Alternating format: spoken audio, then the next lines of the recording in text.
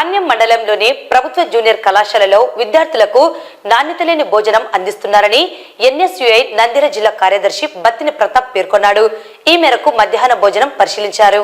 NSUI Nandyal జిల్లా కార్యదర్శి బత్తిని ప్రతాప్ మాట్లాడుతూ గత వారం రోజుల నుండి మధ్యాహ్న భోజనం డొక్కా సీతమ్మ పథకం నుండి దాదాపుగా 400 మంది విద్యార్థులు భోజనం తింటున్నారని, అయితే భోజనం గత వారం రోజుల నుండి సరిగ్గా లేదని, అన్నం సరిగ్గా ఉడకటం లేదని, అన్నం గట్టిగా సగం ఉడికినది, సగం ఉడకడం లేదని విద్యార్థులు తెలిపారన్నారు.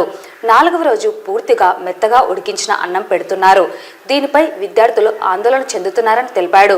ఈ విషయంపై ఈరోజు ఎన్ఎస్యుఐ ఆధ్వర్యంలో భోజనం చెక్ చేయడం జరిగినది. అన్నము ఎందుకిలా చేస్తున్నారని వంట మనుషులను విచారించి అన్నం తిని చూడగా అక్కడ క్వాలిటీ లేని బియ్యం ఇచ్చారని తెలిసిందన్నారు. అందులో కొన్నిసార్లు కడిగిన బియ్యం పైకి వస్తున్నాయి, బియ్యం సరిగ్గా లేవు, అందుకే ఇలా జరుగుతుందని వంటవారు సమాధానం ఇచ్చారు. కావున దయచేసి అక్కడ దాదాపుగా ఇంకా 30 బస్తాలు ఉన్నాయి.